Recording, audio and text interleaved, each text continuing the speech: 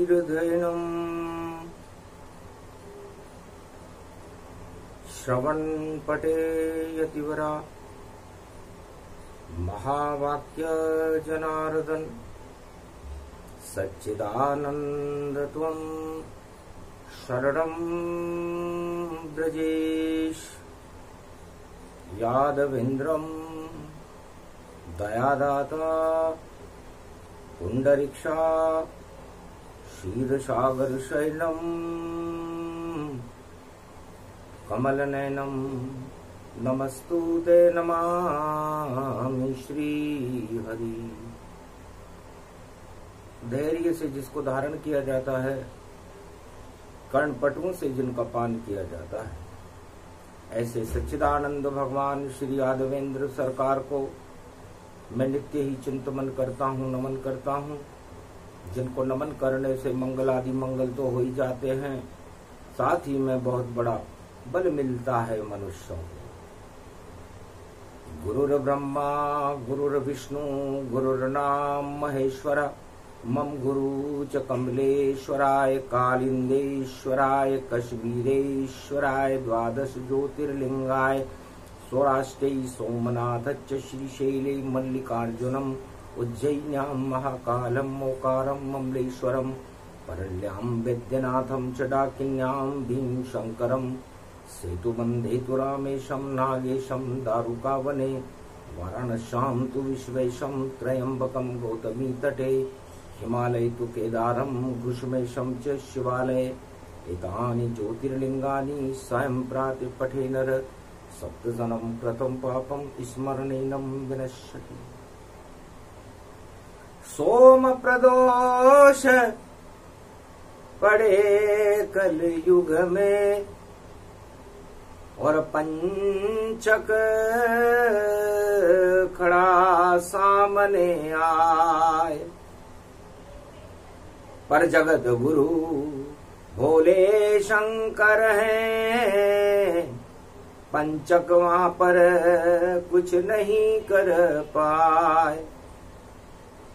आगे बढ़ गयो सूरज ग्रहण और प्रशांत महासागर पाए, भारत में तो नहीं पड़ा है और विदेश में ग्रहण दिखाए। उसके बाद आगे भी देखो चंद्र ग्रहण कलयुग में आए, क्या क्या होने वाला है। बोली उमा शिव से मुस्काए, गुजरात अमृत रूप जानो, सोम छवि है आपकी, अमृत बरसता धरती पर बधरती है गुजरात की। दो लिंग ज्योति गुजरात में और अमर रूप छवि आपकी, और बस गए श्री कृष्ण देखो सुंदर छवि द्वारका नाथ की। आप बसे गुजरात में, कृष्ण बजे गुजरात, और क्या लीला है आपकी हमें सुनाओ नाथ। महाराज ये गुजरात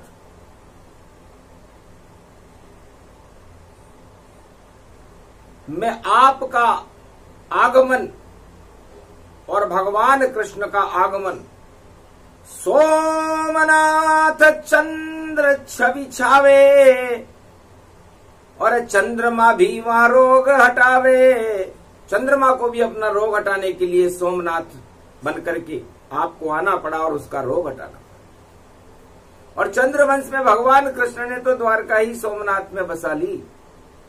तो प्रथम वंदना शिव की कीनी और नागेश्वर छवि फिर क्यों लीनी। दारुकावने नागेशम, आप अमृत भी बन गए और विष भी बन गए। तो गुजरात में आपने ये 2 रूप क्यों बनाए? विश्व नागेश्वर किसके लिए बने और सोमनाथ किसके लिए बने? आज तलक कहीं भी नहीं मिलता गुप्त प्रसंग, कलयुग में काली काली मां कहो कथा त्रिभुजंग। है भगवान शिव, उमा जी की इच्छा है कि आप इस प्रसंग को सुनाएं। तब हंस कर बोले त्रिपुरारी, उमा सुनो अब कथा हमारी। पहला ज्योतिर्लिंग प्रगटाया, सोमनाथ बन गुजरात में आया। अमृत भारत में लाया, और भारत को ये अमृत पिलाया। अमृत पान करने के लिए और अमृत पान कराने के लिए देवताओं को मैं सोमनाथ बन गया। गुजरात की पावन धरती थी, सागर के तट पर लिंग बना। अमृत बोछार हो गई वहां, और देवताओं ने पान किया। पर घमंड जब जब आ जावे, तो नागेश्वर घमंड को खावे। तो जितनी दानव शक्तियां या मानव दानव होए, या कोई भी राजा गुजरात में, उसके घमंड जब होए, उस घमंड को हटाते हैं। और नागेश्वर भगवान और जितने घमंडी जगत में और करा दे ये विषपान। इस घमंड को हम विषपान करा देते हैं और देवताओं को अमृतपान करा देते हैं। गुजरात की धरती में खासियत है ये, और गुजरात बड़ा शक्तिशाली,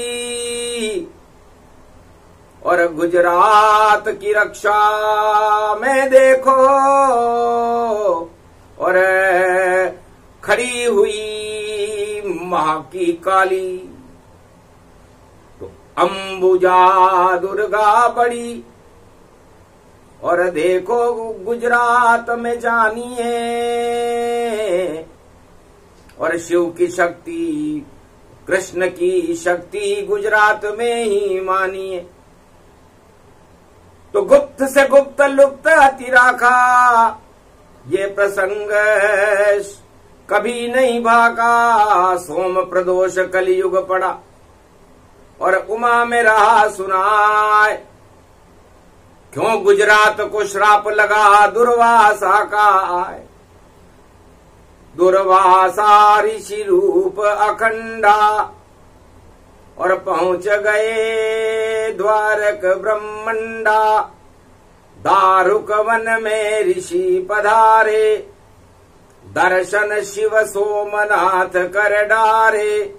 सोम प्रदोष द्वापर पड़े, और गुजरे 5000। तब जाकर दुर्वासा देखो आए सोमनाथ के द्वार। ओम नमः शिवाय नमो नमः, जय सोमनाथाय नमो नमः। अमृत बरसाए नमो नमः, दुर्वासाय नमो नमः। पूजन करते शिव की देखो, बैसाख मास दोपहरी देखो। बाबा शिव भोले मुस्काए, दुर्वासा क्यों गुजरात आए। क्या कोई चक्र चलाना है, हमको विधि ये बतलाना है। दुर्वासा धीरे मुस्काए, और दर्शन करने हम आए। एक घड़ी आवे ऐसी, जब घमंड चढ़े एवरेस्ट जैसी। कैलाश जैसा जब हो घमंड, गुजरात दुर्वासा आते हैं। चाहे सतयुग त्रेता द्वापर कल युग, और शाप दे के वह जाते हैं। इस कारण शिव बोले हम भी कुछ लीला करने आए हैं। और श्राप देंगे यदुवंश को अब जो घमंड में छाए हैं। दुर्वासा घमंड को नष्ट करे, चाहे कैसा भी वह कष्ट करे। सारे घमंड हटा देंगे, इस कारण दुर्वासा आए हैं। पर गोपनीय गोपनीय सब बात कहे दुर्वासा, इसको ही समझ नहीं पाए। श्री कृष्ण ने हमें बुलाया है, ये सब उनकी ही माया है, इसलिए दुर्वासा आया है। और लीला बहुत दिखाया, समझ गए शंकर त्रिपुरारी। श्री कृष्ण ये इच्छा तुम्हारी, तो जाओ गर्व हरो मधुसूदन, और हम भी साथ करें तुम्हें वंदन। जब इच्छा हुई शाम की तो महाभारत करवाए। जितने घमंडी दुर्योधन कौरव थे, भारत से दिए हटाए। भगवान कृष्ण गर्वहारी हैं उमा, और उनका जन्म ही गर्व और घमंड को नष्ट करने के लिए आज से 5686 वर्ष पहले मथुरा की जेल में, कंस की जेल में हुआ, और जेल में ही खेल कर दिया। हट गए कंस घमंड सभी, और पालिया राजाओं ने दंड सभी। और महाभारत मैदान खड़े, और कौरव सेना पाखंड हटी। 18 क्षोणी सेना का और दिया घमंड हटाए। धर्मराज भारत बना, और पांडवराज प्रगटाए। आज से 5686 वर्ष पहले पांडवों का राज भारत में हुआ। धर्मराज की स्थापना भगवान कृष्ण ने पांडवों को और अर्जुन को गीता सुनाकर की। इसलिए भारत धर्मराज का देश है, धर्म का देश है, और भगवान का देश है। और जब यहाँ कोई घमंड करता है तो उसको हटाने राम और कृष्ण आ जाते हैं। रावण का घमंड हटाने को और श्री राम भारत आए। लंका का नाम निशान मिटा, और राम राज भारत लाए। और कौरव राज और कंस राज, सारे ही राज हटा डाले। सब ताज हटा दिए भारत के, जो घमंड में घूम रहे सारे। खा गए सभी घमंड को, और दिया ब्रह्मांड नचाए। गीता भारत में प्रकट हो गई, और धर्मराज हो ही जाए। सोम प्रदोष था उस समय भी, अगन का महीना था, और गीता अर्जुन सुन रहा था। और महाभारत के युद्ध में सारी कौरव सेना और सारा घमंड धृतराष्ट्र और दुर्योधन और 18 क्षोणी सेना का समाप्त हो। तो ये घमंड को हटाने का काम भगवान श्री कृष्ण और भगवान श्री राम करते। फिर जब लीला पूरी हुई, छोड़ा ब्रज ब्रजनाथ, और 16,108 रानियों के संग में कृष्ण चले गुजरात। कृष्ण गुजरात में चले, कि वहां पर सोमनाथ का अमृत पान करेंगे, और जो घमंड करेगा उसे नागेश्वर की नाग से की छाया में समाप्त करते। अजब गजब लीला रची श्री कृष्ण भगवान, और ज्ञान सुनाने लग गए, और बना द्वारका धाम। द्वारका में उन्होंने समुद्र के ऊपर एक नगर बनाया। मैं भी करता था रोज दर्शन, आनंद बड़ा ही आता था। जब श्री कृष्ण की वाणी होती, सन्नाटा वहां मच जाता था। 16,108 पटरानी, और ज्ञान लीन जब हो, अमृत बन गई गुजरात द्वारका। श्री कृष्णमय हो। सारी गुजरात श्री कृष्णमय हो गई। लेकिन यदुवंशन में जन्म मुरारी और 56 करोड़ यदुवंशी सारी। 56 करोड़ यदुवंशी उस समय भारत में थे और द्वारका के चक्रवर्ती सम्राट भगवान श्री कृष्ण, भारत के चक्रवर्ती सम्राट पांडव थे।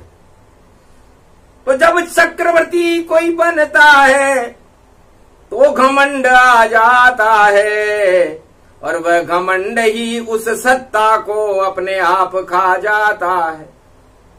तो आखिर फूल कर गुब्बारा 56 करोड़ यदुवंश हुआ और इतना हुआ घमंड भैया जब श्री कृष्ण को नजर पड़ा। चुपचाप बुला लिया अपने मित्र और सुदामा लिया बुलाए। मेरा मित्र सुदामा जो गरीब रह जाए। ये सारे यदुवंशी तो घमंड में चूर है कि हमारा कृष्ण महानायक बन चुका है, द्वारका का सम्राट बन चुका है, विश्व विजेता, त्रिलोक विजेता बन चुका है, महाभारत युद्ध का विजेता है, महानायक। बस ये घमंड गुजरात में और हो गया जब यदुवंश तो कंस जैसे बन गए भैया सब यदुवंश। जैसे कंस को घमंड था वैसे यदुवंश को भी घमंड हो गया। 56 करोड़ थे।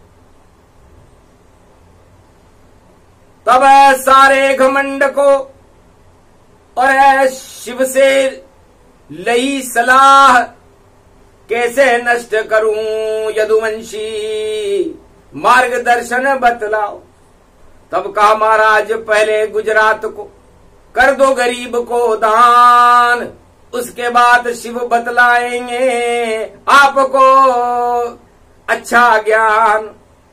तब मित्र सुदामा वहां बुलवाया और राज ताज उसको दिलवाया।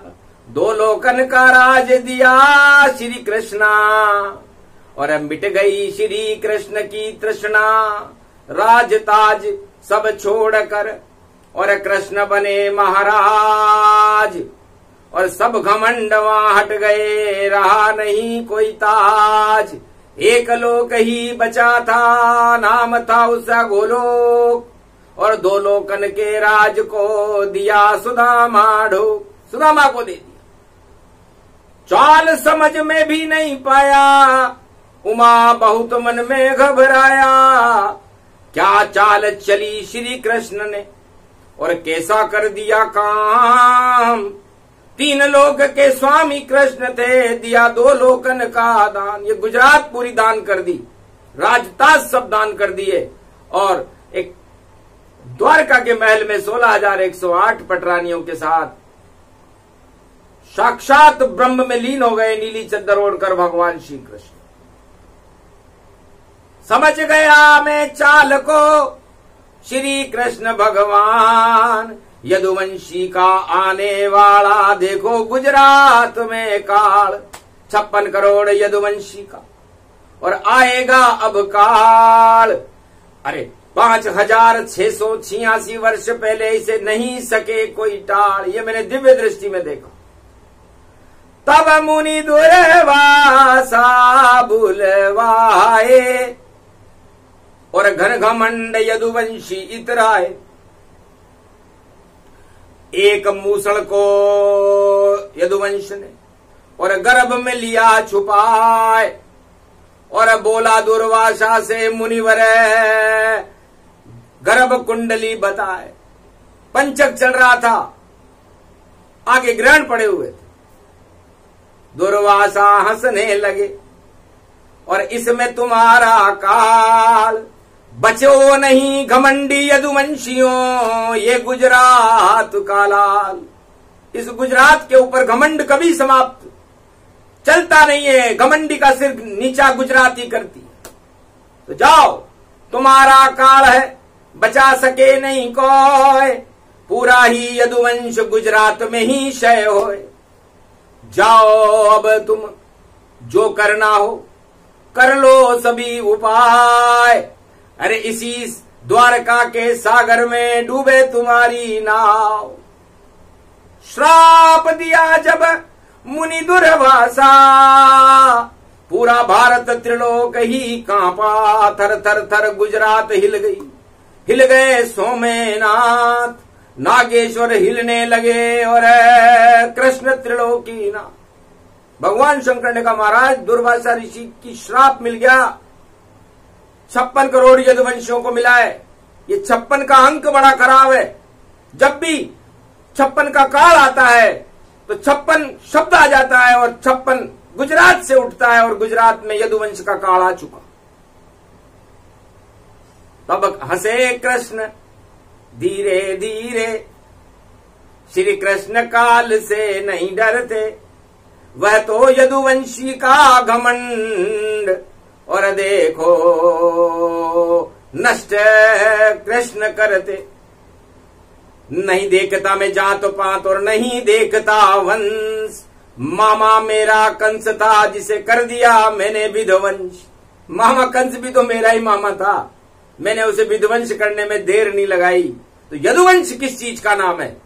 हम घमंड के विरोधी हैं और इनको घमंड हो गया गुजरात की धरती पर। और गुजरात की धरती पर घमंड नहीं चलता, ब्रह्मंड चलता है।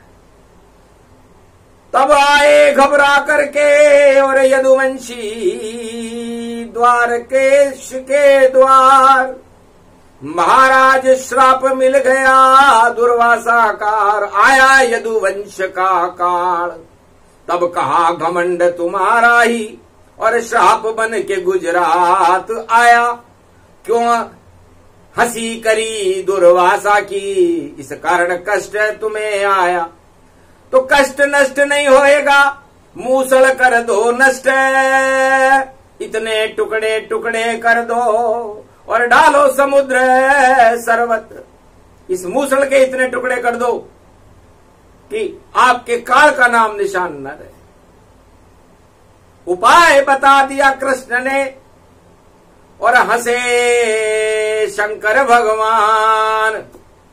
धन्य धन्य भगवान कृष्ण तुम, और नष्ट यदुवंश समान। सारा यदुवंश आपने भी नष्ट कर दिया। आखिर आलसी लोग थे और मूसल कर दी चूर, चूर चूर मूसल कर दी और उंगल बची जरूर, एक उंगली के समान बच गई। उसने सोचा बहुत थक गए हम और ये अंगुल के समान क्या कर सकती। आखिर सागर में फेंक दिया उसको, मछली ने निगल लिया और तीर बनाया एक बहेलिया को और वह मछली का आहार मिला। उसमें लोहे का टुकड़ा मिला, मूसल वहां पर तैयार मिला। उसी बहेलिये ने देखो बना लिया एक तीर और काल आ गया गुजरात में घमंड का और बदली गुजरात की तकदीर। सोमनाथ अमृत मन करके करी कृष्ण पे छाया और नागेश्वर ने विष को देखो यदुवंशन फैलाया। आखिर 56 करोड़ यदुवंशी और डूबी द्वारका जाए, पूरी गुजरात ही डूब गई और कृष्ण तीर लग पाए। उस बहेलिये ने जो बलि का रूप था, बाली को छुप करके तीर मारा था भगवान राम ने, वही बाली बहेलिया बना और वही उसी तीर से भगवान कृष्ण के उस मूसल के नुक्के से तीर मारा। गोलोक गए घनश्याम तभी, पर सारे घमंड को नष्ट किया।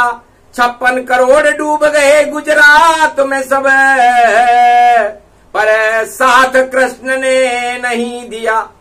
जो जैसा करे वैसा ही भरे, जो कल गुजरात में घमंड कर पावेगा, चाहे राजा हो या प्रजा हो या कृष्ण राम खुद आवेगा, तो वह भी दंड यहाँ पावेगा। यदुवंश न बच अब पावेगा, क्योंकि फूल गए तुम सब घमंड में, तो घमंड नष्ट हो जावेगा। तो ये गुजरात की धरती और दुर्वासा ऋषि के श्राप से गुजरात और द्वारका डूब गई 56 करोड़ यदुवंशी उसी गुजरात के समुद्र में समाप्त हो गए। अहंकार डूबा गुजरात में और हो गया नया प्रभात, और सोमनाथ अमृत फैलावे और श्री कृष्ण के साथ। ऐसी धरती गुजरात की और नहीं चले रे घमंड, चारों युग में श्राप दुर्वासा का और जपते रहो ब्रह्मंड। इसलिए गुजरात में कोई भी सरकार हो, कोई भी सत्ता हो, चाहे भगवान कृष्ण की सत्ता क्यों न हो, राम की सत्ता क्यों न हो, नारायण की सत्ता क्यों न हो, या किसी की भी सत्ता क्यों न हो, उसे घमंड से दूर रहना चाहिए। क्योंकि गुजरात और घमंड, इसको दुर्वासा ऋषि का श्राप है, और दुर्वासा ऋषि का श्राप पूरी गुजरात को लगा हुआ है, और 56 करोड़ यदुवंशी उसी श्राप से नष्ट हुए थे, उस मूसल से नष्ट हुए थे। इसलिए सावधान सतर्क रहो, और योग बड़ा ये प्रबल खड़ा, और जपते रहो तुम शरणम ब्रजेश, तो संकट हरे श्री कृष्ण यहां। वही द्वारकाधीश है, वही कृष्ण भगवान, वही नागेश्वर धाम है, और वही सोमनाथ भगवान। इतनी लीला श्याम ने और देखो करी गुजरात, आज तलक कोई समझ न पाया, फिर भी कृष्ण हमारे साथ। तो भगवान कृष्ण ने अपने घमंड के कारण अपने 56 करोड़ यदुवंशियों को गुजरात के समुद्र में डुबो दिया। आज भी गुजरात पर श्राप है, यहां जो भी घमंड करेगा उसका वही हाल होगा जो 56 करोड़ यदुवंशियों का हुआ। इसलिए गुजरात में घमंड नहीं करना, और द्वारकाधीश सोमनाथ से सब डरना, और सारे पाप हटा लो भैया कलयुग में, वरना पड़े तुमको मरना।